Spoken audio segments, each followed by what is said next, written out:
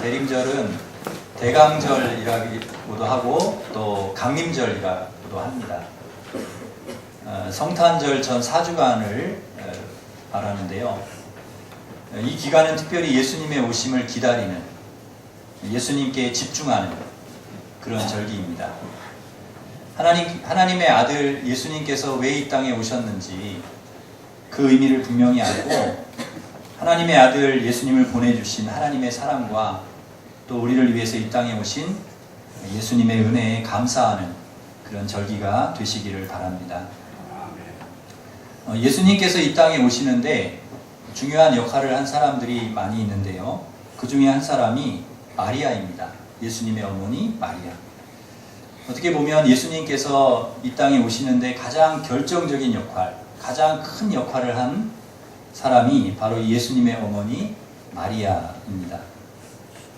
본문의 내용을 조금 살펴보면 이렇습니다. 어느 날 천사가 가브리엘이 하나님의 명령을 받고 마리아를 찾아왔습니다. 이 마리아는 갈릴리 나사렛이라고 하는 동네에 사는 요셉이라는 사람과 약혼을 한 그런 처녀입니다. 근데 이 마리아를 찾아와서 천사가 하는 말이 느닷없이 너가 하나님의 아들을 잉태해서 낳을 것이다. 그렇게 이야기를 하는 겁니다. 이때가 마리아가 처녀거든요. 처녀인데 처녀한테 너 임신해서 아기를 낳을 거야. 그러니 좀 황당하지 않습니까? 약혼자가 있지만 같이 자본 적도 없고 또 다른 사람하고도 자본 적도 없고 완전 처녀인데요. 처녀인데 아이를 가질 수 없는데 너 잉태해서 아이를 낳을 것이다. 그렇게 얘기를 하는 것입니다. 근데 그게 어떻게 하냐는 거죠. 내가 처녀인데. 그때 천사가 말하기를 35절에 보니까요. 성령이 내게 임하시고 지극히 높으신 이의 능력이 너를 덮으시리니 이러므로 나실 바 거룩한 이는 하나님의 아들이라 일컬어지리라. 아멘. 그러니까 사람으로 되는 게 아니라는 거예요. 생물학적으로 남자 여자가 만나서 이렇게 해서 아기가 나오는 게 아니라는 거예요. 이것은 성령으로 되는 거예요. 성령이 임해서 하나님의 능력이 임해서 되어지는 것이다. 하나님이 하시는 일이라는 거죠. 이 이야기를 천사에게 듣고 나서 마리아가 이거는 사람의 힘으로 되는 게 아니구나. 이건 하나님이 하시는 일이구나. 딱 판단이 되니까 바로 순종을 합니다. 주의 여종이오니 말씀대로 내게 이루어지이다. 말씀대로 내게 해주십시오. 순종을 하는 거죠. 그런데 여기서 궁금한 것이 하나가 있습니다. 왜 마리아냐는 거죠. 그 당시에 여자들 많지 않습니까? 얼마나 이스라엘에 여자들이 많아요. 처녀들이 많겠어요. 그 많은데 왜 하필 마리아냐는 거죠. 마리아는 나사렛 사람인데요. 요한복음 2장에 보면 나다나엘이 뭐라고 했냐면 나사렛에서 무슨 선한 것이 날 수 있겠냐. 그만큼 이 나사렛은 시골이라는 거죠. 아주 농촌, 어촌 마을, 아주 시골 마을. 그런 나사렛의 평범한 목수의 아내가 될 그런 여자를 하나님께서 선택을 하셨다는 것이죠. 그 이유가 뭔가, 왜 마리아를, 혈통이 좋은 사람, 왕족 출신의 여자들도 참 많이 있었을 텐데 그 사람들 다 제쳐두고 그 시골 마을의 그 목수의 아내, 그 마리아를 선택한 이유가 무엇인가? 그 이유가 28절과 30절에 나옵니다. 우리 28절 같이 한번 읽겠습니다. 그에게 들어가 이르되 은혜를 받은 자여 평안할지어다 주께서 너와 함께 하시도다. 30절입니다. 천사가 이르되 마리아 무서워하지 말라 내가 하나님께 은혜를 입었느니라. 반복되는 단어가 있죠? 은혜라는 단어. 네가 은혜를 입었다. 그러니까 왜 마리아를 하나님이 택하셨는가 하면 하나님께 은혜를 입었기 때문에, 특별한 은혜를 입었기 때문에. 사실 마리아에 대한 이야기가 본문에 처음 나오거든요. 근데 마리아가 어떤 사람인지 잘 알 수가 없어요. 그의 신앙이 어떤지, 그가 어떻게 살아왔는지 배경을 잘 알 수 없습니다. 그런데 28절 말씀을 통해서 우리가 추측을 해볼 수 있어요. 그가 어떻게 살았다. 28절에 뭐라고 나옵니까? 주께서 너와 함께 하신다. 주님께서 너와 함께 하신다. 그러니까 하나님이 함께하는 사람이라는 거죠.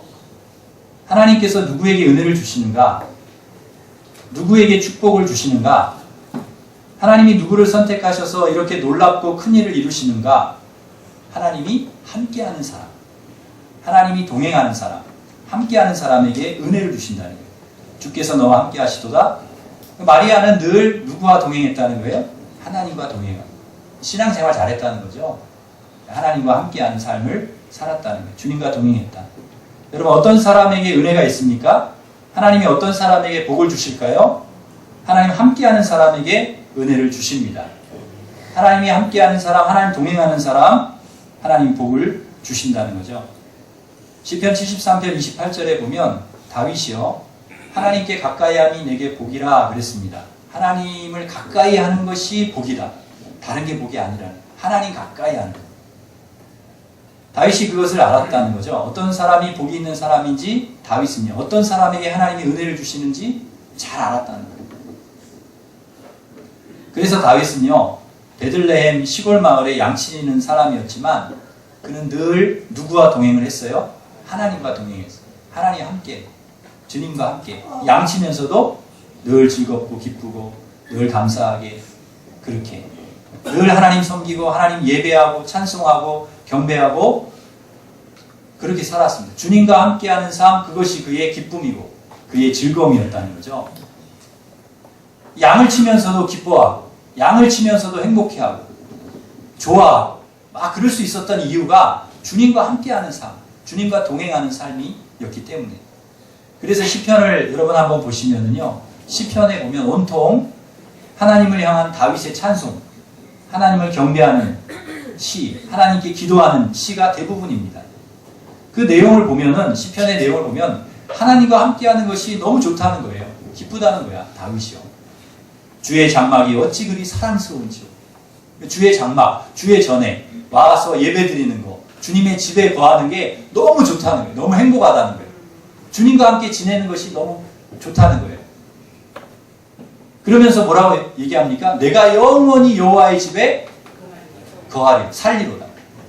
영원히 여기서 살면 좋겠다 할 정도로 하나님과 같이, 하나님과 동행하며 믿음으로 살아가는 것을 행복해 했다는 것이죠. 다윗이 그렇게 사니까 하나님께서 어떻게 하셨는가? 골리앗도 이기게 하시고 또 왕의 자리도 사울에게서 빼앗아서 다윗에게 주시고 가는 곳마다 이기게 하셨더라. 가는 곳마다 싸움을 해도 이기는 거예요. 그리고 형통하게 하시고 다윗을 그렇게 축복해 주셨다니. 다윗이 뭐 잘해서 그렇게 된 게 아니라는 거예요. 다윗이 뭐 능력이 있고 잘해서 그렇게 된 게 아니라 그가 잘했던 건 뭐냐? 오직 하나님과 동행하는 삶을 살았더니 하나님께서 그런 은혜를 주셨다는 것입니다. 성경에 나오는 사람들을 한번 보세요. 한번 쭉 보십시오. 공통점이 뭐가 있나? 하나님께 은혜 받고 축복받은 사람들을 한번 쭉 살펴보십시오. 전부 하나님과 함께한 사람들, 하나님과 동행한 사람들이라는 거죠. 하나님을 사랑하고 의지하고 늘 믿음으로 산 사람들, 하나님이 그들을 찾아서 그들에게 은혜를 주시는 거예요. 여러분 지금도 다르지 않습니다. 하나님이 누구에게 은혜를 주시는가? 열심히 믿음으로 사는 사람들에게 은혜를 주실 줄 믿습니다. 믿음으로 사는 게 중요하다는 거예요. 심지어 에녹은요, 창세기에 보면은 에녹에 대해서 설명이 많이 안 나오거든요. 조금 나오는데, 에녹이 어떤 사람이냐? 에녹은 하나님과 동행했다. 300년 동안 하나님과 동행했다. 그 얘기가 딱 나오거든요. 그리고 그 다음 절에 보면 하나님께서 그냥 데려가셨다. 이렇게 나옵니다. 죽지 않고. 죽음을 보지 않고 그냥 하나님이 에녹을 데려가셨다. 왜요? 하나님과 동행하는 삶. 살았기 때문에 그냥 데려가셨다는 거죠. 요셉은 형들에게 미움을 받아서 노예로 팔려가고 누명 쓰고 감옥에 갇혔지만 그가 끝까지 그 밑바닥에 내려가서도 끝까지 하나님과 함께하는 사람이었기 때문에 하나님께서 그를 형통하게 해주시고 그를 애굽의 총리로까지 세워주셨습니다. 이것이 함께하는 자에게 주시는 은혜라는 것이죠. 축복입니다. 잠언 8장 17절에서 나를 사랑하는 자들이 나의 사랑을 입으며 나를 간절히 찾는 자가 나를 만날 것이라 그랬습니다. 나를 사랑하는 자, 하나님께서 나를 사랑하는 자를 나도 사랑하고 나를 간절히 찾는 자를 나도 만나 줄 것이다. 믿음으로 사는 자와 함께 하시고요. 하나님을 의지하고 하나님 바라보고 하나님께 소망을 두고 하나님을 피난처로 삼고 사는 자에게 하나님께서 함께 하시는 줄 믿습니다. 저는 지금까지 살아오면서 참 많은 사람들을 만났고요. 많은 사람들과 함께 했습니다. 그 중에서도 특별히 믿음의 부모님, 신앙의 부모님, 또 기도의 부모님이 저와 함께 하셨다는 것이 하나님이 저에게 주신 은혜입니다. 은혜. 부모님이 지금도 저를 위해서 새벽마다 기도하시니까요.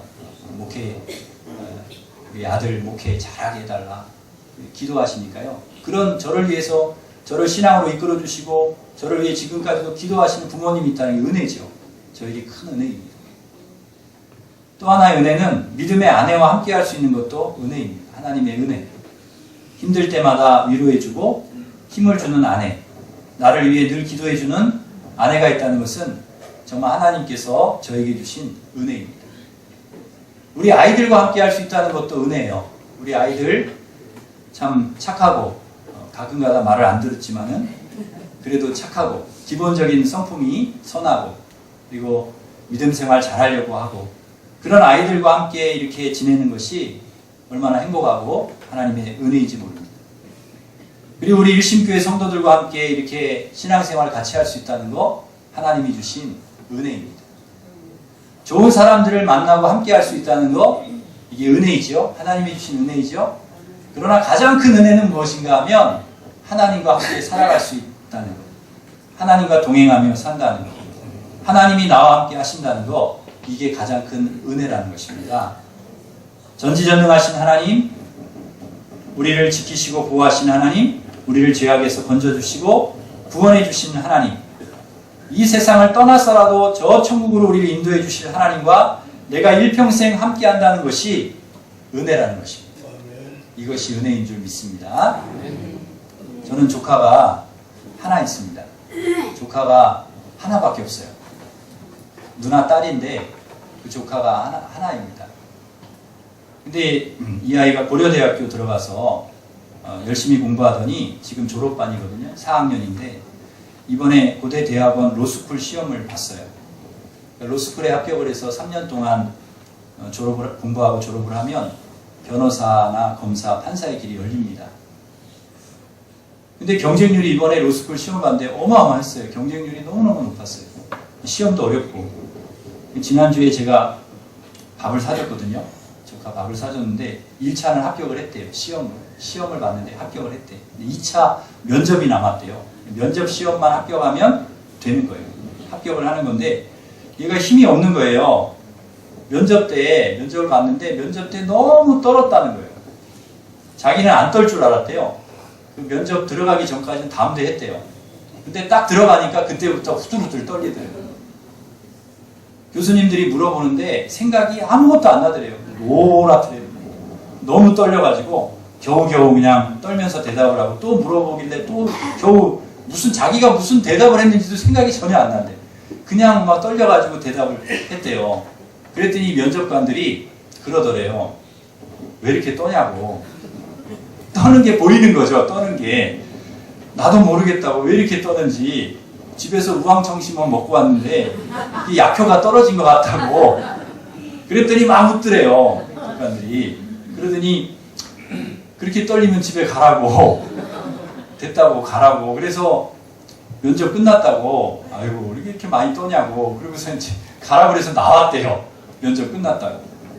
그리고 나오는데 너무 실망이 되더라는 거예요. 아이 떨어졌구나.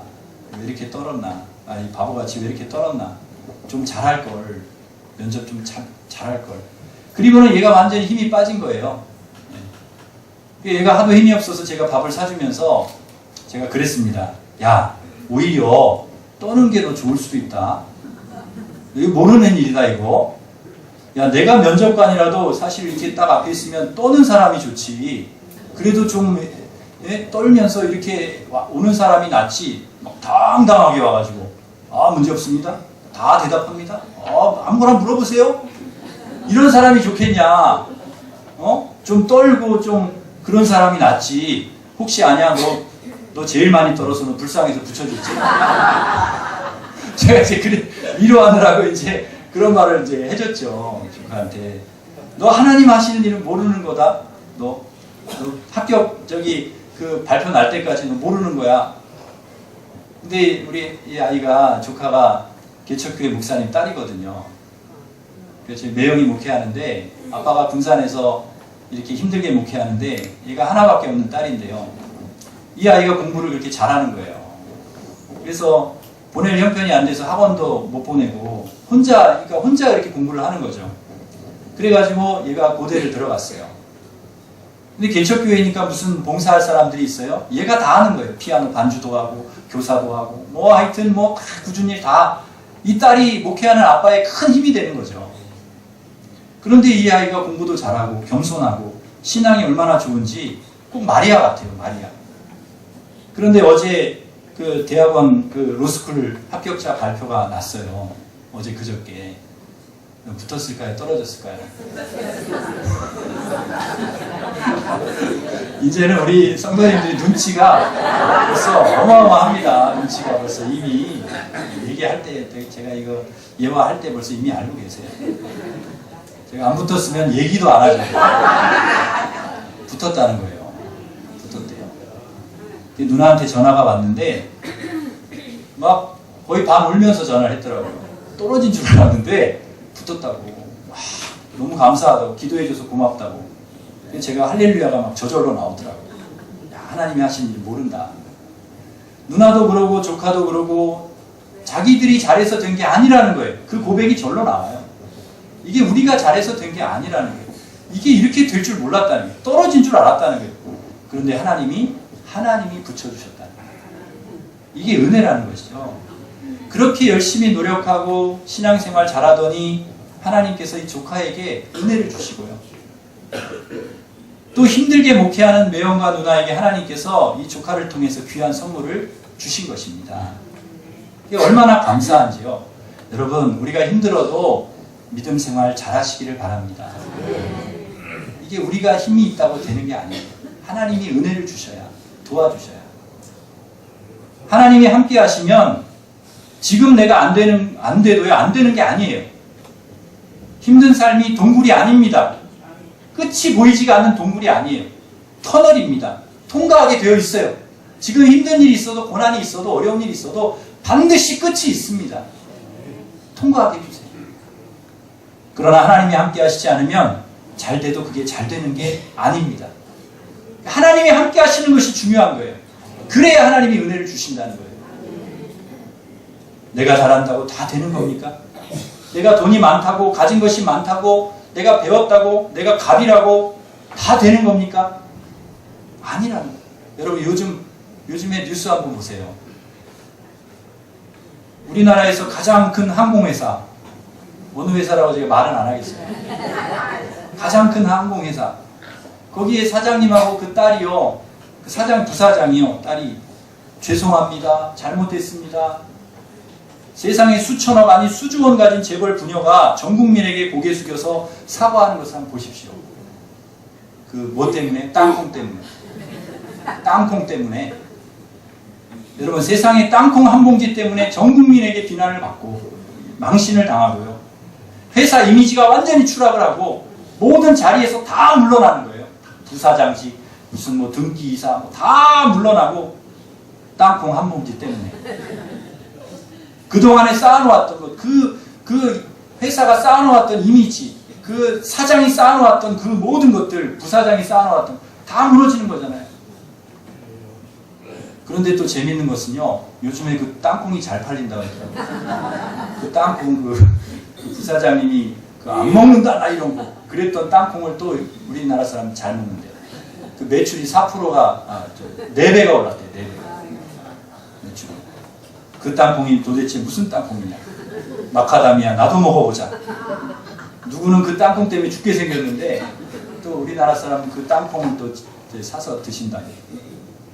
아니, 그 땅콩이 뭐라고 말이죠? 그냥 먹지 주면 봄지채 주면 그냥 먹으면 되죠. 그거 안 까서 줬다고 그냥. 사람을 막 소리를 치고 멸식을 주고 항공기가 자가용처럼 돌려. 그래가지고 사람 내리게 만들고 막 모욕을 주고 그러면 안 된다는 것입니다. 내가 힘이 있다고요. 내가 능력이 있다고 막 사람을 귀하게 여겨야지 아랫사람이라고 막 함부로 하면 안 된다는 것이죠. 내가 똑같이 당하는 것입니다. 내게로 그게 다 돌아오는 거죠. 내가 한 대로 맞는 거죠. 심은 대로 뿌린 대로 거두지 않습니까? 돈이 있다고 되는 게 아니에요. 돈이 있다고. 내가 가졌다고 힘이 있다고 내가 갑이다. 그래서 되는 게 아닙니다. 그럴수록 더 겸손하고 하나님 의지하고 하나님 도와주셔야 됩니다. 은혜 주셔야 됩니다. 이런 자세가 우리에게 있어야 할 줄 믿습니다. 하나님이 함께 해주시면 아무리 힘이 있고 능력이 있고 가진 게 많아도 겸손할 수밖에 없는 거예요. 하나님 앞에서 누가 교만할 수가 있겠습니까? 하나님 앞에서 우리가 얼마나 가졌으면 많이 가졌다고 어떻게 하나님 앞에서 하나님 은혜 주셔야 됩니다. 고개를 숙일 수밖에 없고요. 아무리 어렵고 힘든 일을 살아간다 할지라도 하나님이 함께 하시면 아이고 죽었다 나 안 된다 그렇게 얘기 안 한다는 거예요. 하나님 함께 하심으로 우리의 인생이 달라질 줄 믿습니다. 왜 마리아입니까? 왜 마리아에게 이렇게 큰 은혜를 주신 것입니까? 하나님이 그와 함께 하셨기 때문에 믿음 생활 잘했기 때문에 여러분 힘들어도 어려워도 끝까지 믿음 생활 잘하시기 바랍니다. 주님과 함께하는 삶이 축복이고 주님과 동행하는 삶이 은혜입니다. 예배도 잘 드려야 됩니다. 무슨 일이 있어도 여러분 예배 잘 드리시기를 바랍니다. 내 사적인 일 때문에 개인적인 일 때문에 절대로 우리가 예배를 빼먹고 주일 범하면 안 됩니다. 아, 이 날은 정말 하나님 기뻐하신 날이지 내가 예배 드려야지. 우리 교회 85세 되신 박선아 집사님이 계신데요. 병원에 입원해 계신 분이 지난주에 외출증 끊어가지고 예배 오셨어요. 병원에 입원하면 누가 외출증 끊어서 교회 올 생각을 합니까? 교회 빠지는 게 당연하지. 아프니까. 그 한대병원 언덕에서 몸도 좋지 않으신데 추운데 지팡이 짚고 교회에 오셨다는 거예요. 주일 지키려고 예배 드리려고 오시는 거예요. 우리 교회 나오신 지 얼마 되지도 않으셨는데 그 하나님 믿음을 주셔가지고 내가 예배 빠지면 안 돼. 목사님 나 예배 안 빠집니다. 아파도 예배 드리고. 이게 얼마나 귀한 분입니까? 이분이 얼마나 귀한 분이에요. 하나님께서 우리 집사님에게 반드시 은혜 주실 것을 저는 믿습니다. 아직 검사 결과가 안 나왔지만 좋은 결과 나오게 해주시고 어떤 병이라도 하나님 고쳐주실 것을 저는 믿습니다. 주일 지키면서 어떻게든지 하나님 앞에 예배 드리려고 그렇게 믿음으로 살려고 하는데 하나님께서 안 도와주실까요? 안 도와주시겠어요? 저는 도와주실 거라 믿습니다. 하나님 은혜 주실 것이다. 이런 분들이 우리 교회에 너무 많습니다. 어려운 가운데서도 하나님 붙들고 끝까지 믿음 생활 하려고 애쓰는 분들 보면 정말 눈물이 납니다. 저는 우리 교인들 보면 정말 은혜가 됩니다. 그 힘들고 어려운 중에도 교회 오시고 믿음으로 살려고 애쓰는 성도들 보면 정말 은혜가 됩니다. 저도 은혜가 되는데 하나님 오죽하시겠어요?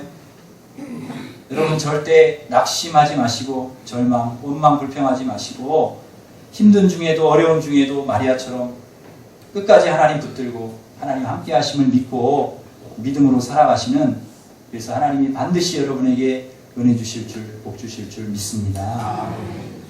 우리 믿음 가지고 우리 찬양 하나 같이 하겠습니다. 성령이 오셨네. 찬양하겠습니다.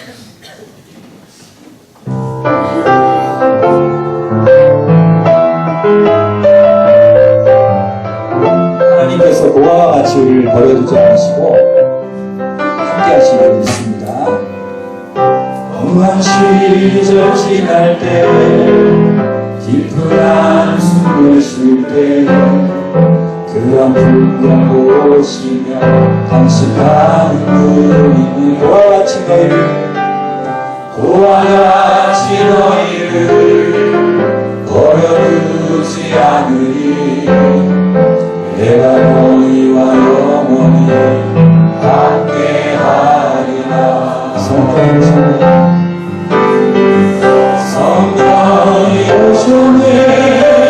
성령이 오셨네. 내 주에 보내신 성령이 오셨네.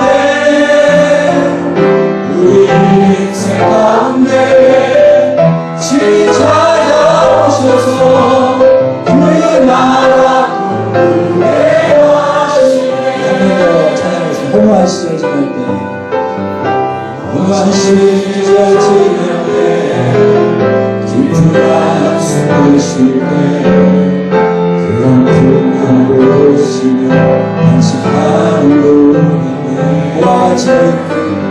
그와 같이 너희를 버려두지 않는 내가 너희와 영원히 함께하리라. 성령이 오셨네. 성령이 오셨네. 성령이 오셨네. 내 주에 보내신 성령이 오셨네. 우리 인생 가운데 친히 찾아오셔서 그 나라 궁극에 하신 성령이 오셨네. 성령이 오셨네. 성령이 오셨네. 성령이 오셨네. 내 주에 보내신 성령이 오셨네. 우리 인생 가운데 친히 찾아오셔서 그 나라 꿈꾸게 하시네. 이 시간 기도하겠습니다. 여러분, 우리가 한숨 쉴 때, 우리가 어려운 일 가운데 탄식하고 있을 때, 우리 하나님께서 우리를 고와 같이 버려두시잖아요. 내가 너희와 영원히 함께 하시겠다. 주님 우리에게 그렇게 말씀해 주셨습니다. 여러분, 어떤 형편에 있든지 주님이 여러분과 함께 하시는 줄 믿으시기를 바랍니다. 주님이 함께하는 자에게 하나님이 은혜 주실 줄 믿습니다. 하나님 나와 함께하여 주시고 내 인생길 가는 동안에 하나님 주신 은혜 가운데 축복 가운데 살아갈 수 있는 우리의 모든 형편과 사정하신 주님, 하나님 주님 앞에 이 시간 기도하오니 하나님 역사하여 주시고 우리를 하나님의 사랑으로 굳건히 세워주시옵소서. 시간 간절히 통성으로 하나님 앞에 기도하겠습니다. 하나님 아버지 감사합니다. 오늘도 하나님